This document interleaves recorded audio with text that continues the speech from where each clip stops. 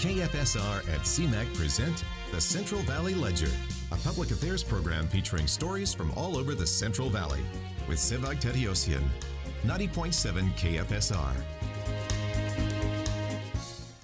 Welcome to another edition of the Central Valley Ledger. We're recording out of the beautiful downtown Fresno studios of the Community Media Access Collaborative, Fresno and Clovis. Today we're going to be talking about a area of town, a special area of town that people have been visiting for years and years and years. Our guest is Daniel Renteria. He is the Tower District Marketing Committee Marketing Director. Welcome to the program. Well, thanks for having me. Thank you. So you're here on behalf of the Tower District, but before we get there, tell us about yourself. Well, I was born and raised in Fresno, and I went to Fresno High School, graduated. I went to Fresno City College, went to Fresno State College, graduated. I went to work for the County Probation Department, and then after about 13 years, went to work for the state of California, and retired in 2011. But talking about the Tower, I actually moved in the Tower District back in the mid-'60s. So I've been there a long time. I had a paper route, the Fresno Bee. That's when it was thrown in the afternoon. So I actually lived on my paper route, and the Tower Theater in that corridor of Olive was part of my route. Wow, so you've been in the Tower District for a very long time. Almost all my life, yes. And you've seen it change and you've seen it evolve. So tell us a little bit about watching the Tower grow. Was it exciting? It is very exciting. Yeah, I'm so loyal. I have a lot of admiration to the Tower. That that's my town. That's the place that I have my favorite restaurants and where I meet up with friends. And I've always lived in the Tower District since the mid-'60s, except for a couple of years I moved to Clovis. But I felt a kinship and a little homesick, so I came right back to the Tower, bought another house. So I've always been within walking distance to the Tower District, and that's the unique thing about the Tower. It's one of the few walking communities. You can hop on your bike and be there in a few minutes, or take a little walk and enjoy a great restaurant or one of your places to meet up with friends, and then I walk back home. And great walking through the great neighborhoods is also a little bit of a treat. They found the perfect person then to represent the Tower District and market the area, someone that's been there since the 60s. Yeah. So talk about safety a little bit, because sometimes when I mention the Tower District to friends, people always bring up this, oh, it's not safe in the Tower. But I go there and I never have a problem. Can you address that? And I've never had a problem either. But I will tell you a few things. There was a meeting with, about 2 weeks ago, with both the city council people, Miguel Arias and Esmeralda Soria, and who was also there is Captain Cooley, who's the captain for this particular district. And he had a lot of good things to say about the Tower. I mean, he did mention, and he had some statistics to show, that the Tower District was no more dangerous than any other neighborhood or any other district in the North End. It's just what happens in the Tower is that we get more noticed. If there's a crime that happens in the Tower, what you're going to see in the maybe local media, it'll say Tower District. Tower District. Yeah. Robbery or burglary. Yeah, exactly. Like there was a robbery at an ice cream shop on the corner of Palm and Shields, and the headline was "Robbery in the Tower District." Well, you can imagine how far away that is. And by the way, I've also called and contacted and emailed some reporters from local media, and I say, whenever you mention that the headline is there's a major crime in the Tower, I usually tell them that what it does, it really hurts the Tower, it hurts the people, hurts the residents, and it hurts the businesses, because people from other parts of the valley and the North End, they read that, and naturally it instills fear. But it's no more dangerous than any other part of Fresno. I want to say that. It's just that the way the media writes that up. And let's say another crime that happens in the North End or the Central. They may say, the article may say, burglary at the corner of 5th and Belmont, or, this happened on this particular 500 block of East Belmont. But in the Tower, that's also our legend is also our legacy, and is also our little downfall, because that's the heading. It's the Tower. The terror of the Tower. So I really would like the reporters or the media to really kind of, go easy on us on that. Maybe say that it happened on Olive and something instead of Tower District. Share with us kind of the center, I don't know if it's the center strategically, but the Tower Theater. There's a big light on it. I see it when I'm driving on the 180. Tell us about the Tower Theater and how important is that theater to the area? It's very important. It was built in 1939 by Mr. Abati. In fact, the family still owns the theater.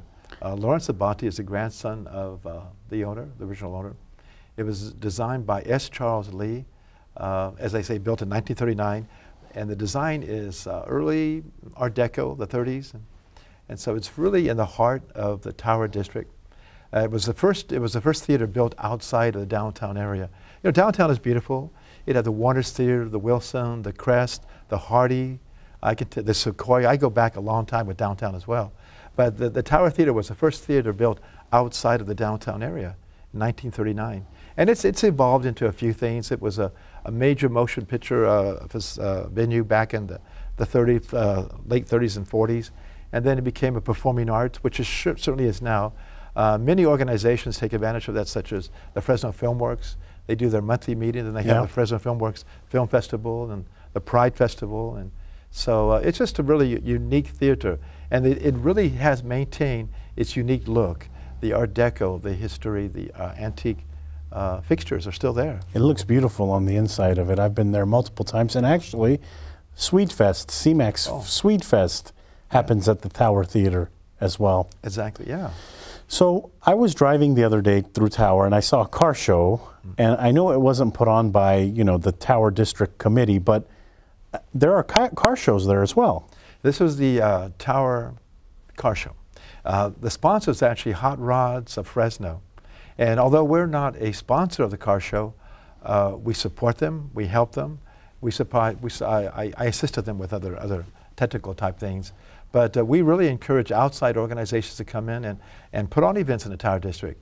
You know, we might talk about the Pride Festival and Pride Parade, which is June 1st. So we don't necessarily sponsor that, but we really actually support them, and I've actually done a lot of work for them. I put their signs out and do other things for them. Provide, you know, I'm willing to do anything for any organization that's willing to come to the Tower and put on an event. You talked about it, so we can go there now, the Pride Festival. It's happening very soon, June 1st. What is the Pride Festival about? Well, the parade is 1 o'clock, and it's open to, I think you probably can go on their website, and it's open to outside floats and so forth. It's along the corridor of Olive Avenue. I would say it starts about Palm and ends about Van Ness. Starts at 10 o'clock, ends about 11 o'clock, and of course right after that, in the area of Fulton, just off of Olive Avenue, there's a little festival that takes place after. And I think there's a little bit of a fee, maybe $5, but it should be a lot of fun. I want to encourage people to come on out for that. Come out for the parade and then stay for the festival. So I don't want to talk about this news a lot, but the chicken pie shop closure, a lot of people would go there. That kind of hurts the Tower, but there are other places to go eat. First, talk about chicken pie shop, and then talk about why people should try some of the other places. Well, the chicken pie shop opened in 1956. It was a hardware store before that. And it pretty much has maintained its decor and the outside, the interior. I've been going there since the mid-'60s. I was telling you I had a paper route. Well, on Sunday mornings after my paper route, because in those days we threw the paper in the afternoon, but on Sunday we threw it in the morning. So I would go there and have my breakfast and hang out there as a young kid. So I've been going there a long time, and I would see it evolve and so forth, and of course they're world famous for their chicken pies. I would imagine they would make hundreds and hundreds on a daily basis. And so, but what happens over time is that other restaurants pop up. And in the industry, the restaurant industry is very competitive. And it's not I hate to interrupt you, but you know, it's always the cool thing to have a restaurant and to run a restaurant, which I agree with. Restaurants are good, but I think some people underestimate how much work and competition it goes to running a restaurant. Well, I don't want to belabor this subject too much, but when I retired in 2011, I did open a wine bar, the Pinot Wine Bar in the Tower District. So I had that for about 3 or 4 years, and then I realized it was just too much work. I was working 18 hours a day, 7 days of work. People have no idea the work it takes to put on a restaurant. It's the hardest job on the planet. But enough said about that, but we'll get back on the chicken pie shop. Well, and I'm curious to know, you retired from employment, and then, you know, now you are running around marketing the Tower District. Why are you so passionate about this area of town? Well, you know, I've lived there almost all my life. I have a lot of my people that I know, the merchants, but it's the tower itself. You know, I have so much loyalty to the tower. I really wanted to see it grow and thrive because I want to spend my time there. I want to be able to bring family there. I want it to be safe. I want it to have, you know, the events that I want to attend and bring family and friends. So that's part of it. It's just it's you might say just selfishness that I really want something for me and as a legacy. You know, it's you know, the tower has been around since well, the tower district itself has been around since about 1923. 1923 when the businesses started to form in that area, the residential area. And then it really started to take off when the Tower Theater was built in '39.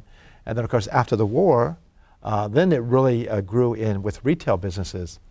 And, you know, over the time, some of the retail businesses have moved on. There were a lot of clothing stores back in those days. Interesting. Clothing stores like the Varsity Shop was there, men's store, women's dress shops were there. I remember the old Landmark, which is going to be open to as a Splash on Broadway and Olive. That was the Carnation ice cream. Oh, and I used to go there and put my ice creams and hamburgers and the Review coffee shop used to be Munger's Pet Shop, and the International Furniture Store used to be Dyer's grocery store. So I have a lot of history there, you know, and I know things evolve and I know things change, but it just seems like it's moving in a great direction. I see good things happening for the tower. So you mentioned Landmark. It was a Basque restaurant. Yeah. I went there several times. Delicious food. When do we anticipate someone filling that spot? Because the other day I was passing by and someone goes, "Wasn't that supposed to open at in a different business?" Yeah. And it's in works, correct? Yeah, it's called The Splash. It's going to be somewhat of a nightclub. I have talked to the owner months and months ago, and there was a death in the family, which caused them to really shut down the production and the rehabilitation of the building. But they're back on track, and I think it would be pleasantly surprised us to see that maybe any week now, and I shouldn't say any day now, but any week now, you're going to, I think it'll reopen.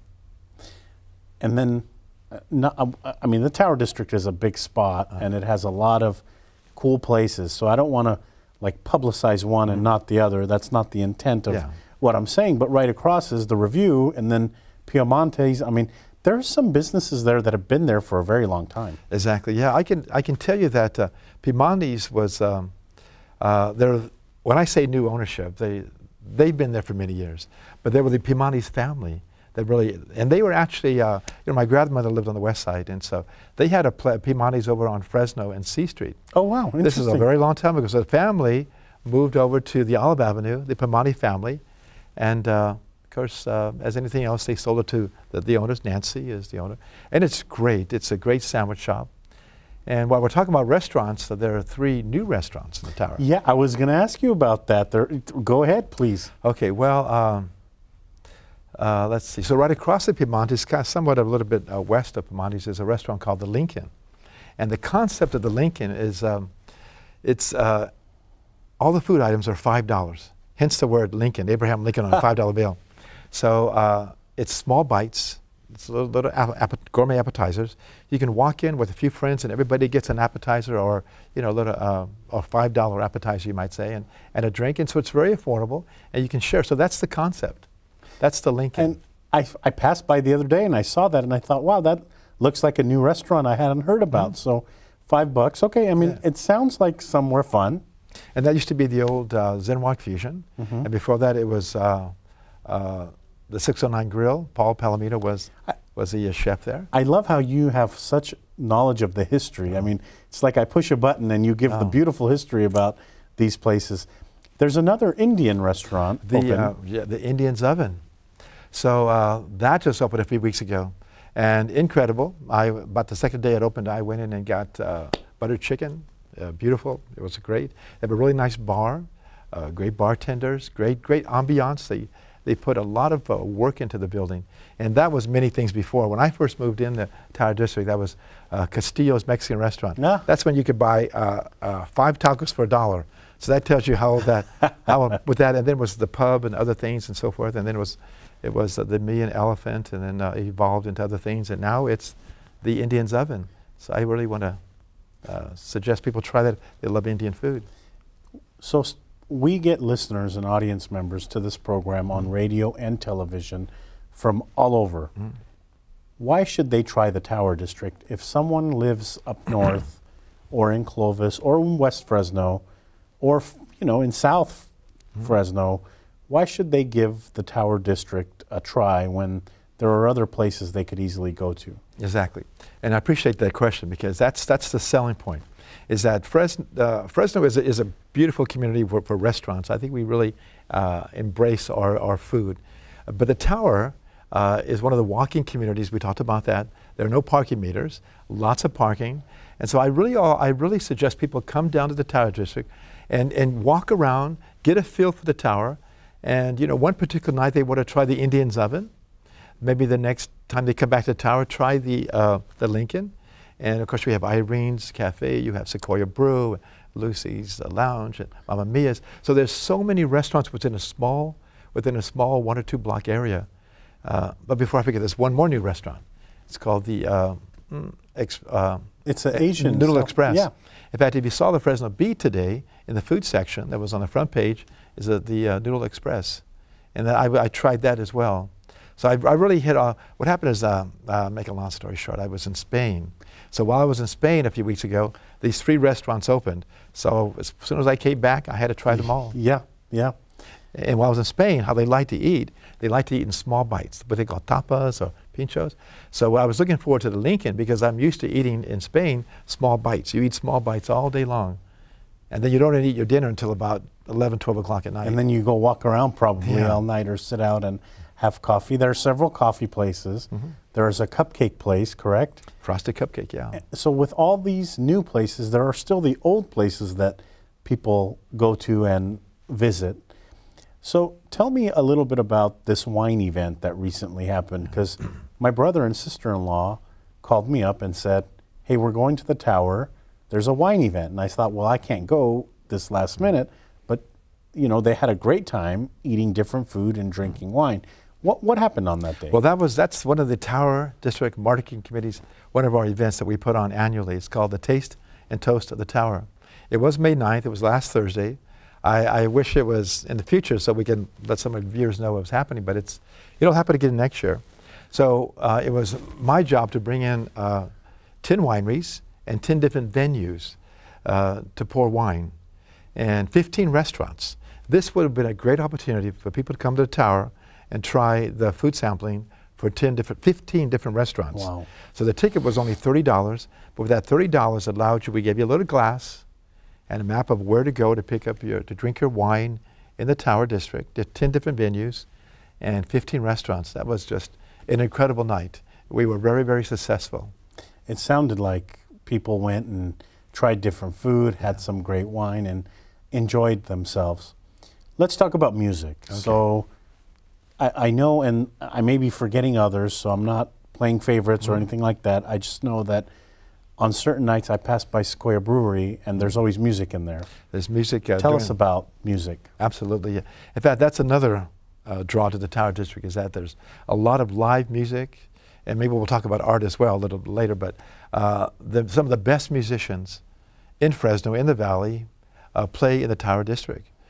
Sequoia Brew, live music during the week and on weekends. You'll always have some of the top-notch bands playing top 40, maybe original music, but and of course they have great beer and food as well. Lucy's Lounge, which is just a few doors down on Olive Avenue, has music almost every night. And I will tell you, some of the best musicians, such as Roger Perry or Richie Blue and Patrick Contreras, I could go on all night and people would recognize these names. They play in the Tower District. Wow. So that's another reason why you want to come out. And there's no fee. There's no fee. There's no cost to come in and enjoy this great music. So a couple of new things are happening in the Tower, and I'm a fan. Farmers Market. So going till, I think, September, you have a farmers market, correct? That's correct, yes. So it's tomorrow morning at 11 o'clock, and it's in the corner of Olive and Yosemite at the Detention Billiards parking lot. So tomorrow will be the 3rd week. So this is really unique in that, we've talked about that for, we've talked about that for forever, to bring a farmer's market to the Tower. So we're finally accomplishing. We're working with people. So this is not necessarily a Tower District Marketing Committee event, but we're providing technical assistance and working with them and helping them to get on their feet. And that's what I love about the Tower, is that we want to bring in people to put on events, residents and people who really love the Tower as well. So it is, we're just building the fruits and vegetables, the vendors. And of course, I was there last week, and I was buying, homemade jelly and jam, and you buy honey, the homemade items, so to speak. So it's growing, and it will go even further. So this program will air on radio and television multiple times. So it's on Thursdays, correct? It's on Thursday morning. Starts at 11 o'clock, and it goes to about 2 to 2:30, yes. Along with that, there's something else new, art, an art walk. Explain to us what art walk is. Well, it really complements Art Hop. Of course, you know, Art Hop takes place in downtown and the Tower the first Thursday of every month. So the first Thursday of this month, it was in conjunction with Art Hop, but it was Art Hop, which is separate from Art Hop. Art Hop is actually sponsored by the Fresno Arts Council. So there were some individuals in the Tower District. I can shout out to Valerie Lopez, who really put this together, who really brought out her friends, her contacts, her artists, her musicians, who came out to the Tower the first Thursday of the month, and it really amazed me, because I have gone downtown on Art Hop, and I see people, I see places, and I see music, and I was really envious. I thought, we need to do this in the Tower District. And at one time, it really was. We really did have a lot more art and music on the street. So it kind of lost its flair, it lost its interest, but I do see it coming back. And so I was totally amazed of what happened on the first Thursday. I think people would have been amazed if they came out. And it's going to happen again tomorrow night. So I work in downtown, not too far from where we're recording this program. I know some people that will hop in their car and go to Tower District and be back in time, to meet their hour lunch obligation or commitment. Is it possible to go to the Tower District, get your food, and come back in time? Absolutely. I know there's maybe, I heard the figure 40,000 people work downtown, live and work downtown, the greater downtown area. And there are very limited restaurants downtown, and it is growing naturally because of the street, the Fulton Street opening up. But we have so many amazing lunch restaurants in the Tower District. If you were to hop on Van Ness and head north, or hop on Broadway and head north, you'll be in the Tower within 5 or 10 minutes. And clearly, if you have time to eat there, but if you even call in your order, that's an ideal situation. But you absolutely can actually come down to the Tower from working downtown, and within the hour. I agree with that. Tower District is interesting to me because, it's unique. We have other parts of town that are unique as well. Tower District is unique as well because I've seen students live there, I've seen professionals live there, white collar, blue collar, a diverse group of people call Tower District home. Would you agree with me? I absolutely would agree with you. It's very eclectic. Tower it just really draws, the artists and the musicians, and there's beautiful homes, people that have lived in these homes for 20, 30 years and they've retired. So on any given day, I'll see people walking down Olive Avenue in the different neighborhoods, bicycling. That's very, very, very attractive because of the neighborhoods. And we have bike racks in the Tower District that hook your bike up and go and enjoy a great meal or something. And let's see, the neighborhoods are just outside the Tower. This is not like downtown where it's just all concrete and buildings. So within a stone's throw of the Tower, of the corridor of Olive, are the residences. And so people make it a point to live there. In fact, my neighbor, I have a couple of neighbors actually,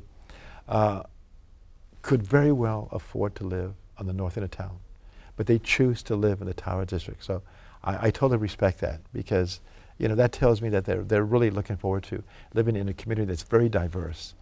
And I want to emphasize that point a little bit, because sometimes people think, oh, the Tower District, it's just a bunch of youth. I know I'm generalizing, but it's a bunch of youth, but then you have certain areas and neighborhoods in the Tower District that really, it's affluent, big houses, that are built like mansions, correct? Correct, yeah. There's neighborhoods between McKinley and Olive Avenue, whether it's Pine, Carmen, Home, those areas. They're just well taken care of, huge homes, 3,000 square feet, immaculate. people who actually want to live in these neighborhoods, very close to the tower. As I say, a walking distance. That's one of the pluses. We are a walking community, one of the very few walking communities. And we have the advantage actually of having 2 city council people working in the tower. On the north end of tower, we have Esmeralda Soria, our city council person. On the south of tower, right across the street, by the way, is Miguel Arias, who are very supportive of the Tower Theater, who frequent the Tower Theater, very supportive of the Tower District Bargain Committee and the events. So very fortunate. You mentioned this earlier, but I want to ask about this. Some people say, with the emphasis on downtown and people moving north to Clovis or northeast or northwest Fresno, the Tower District is dying. What do you have to say to them? Well, I have just the opposite ideas because I think it's thriving. Just recently, they're doing some road work.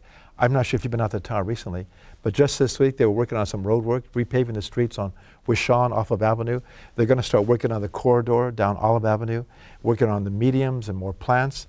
So I would say just the opposite. It's thriving with new businesses, new growth, and new energies.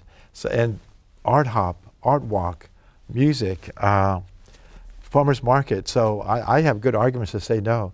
It's just the opposite. It's moving in the right direction, and I'm looking forward to it. It's going to continue to grow, and thrive and do well.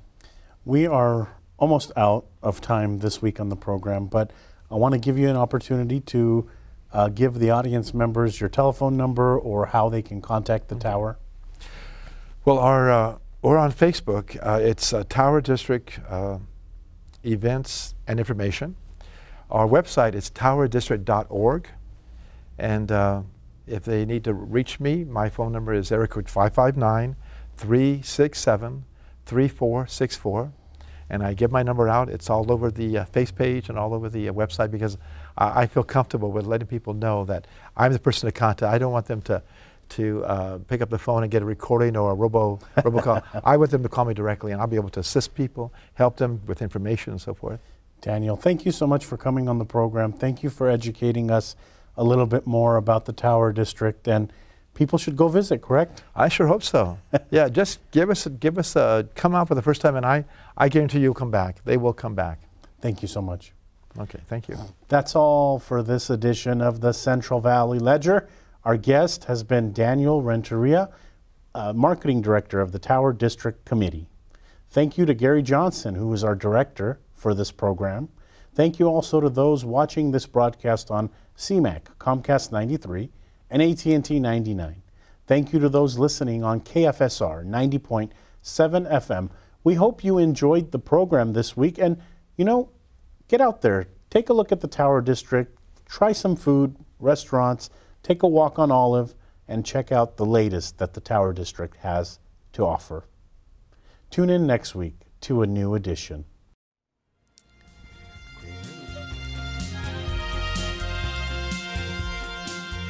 KFSR and CMAC present the Central Valley Ledger every Sunday morning at 11:30. For a complete program schedule, visit kfsr.org.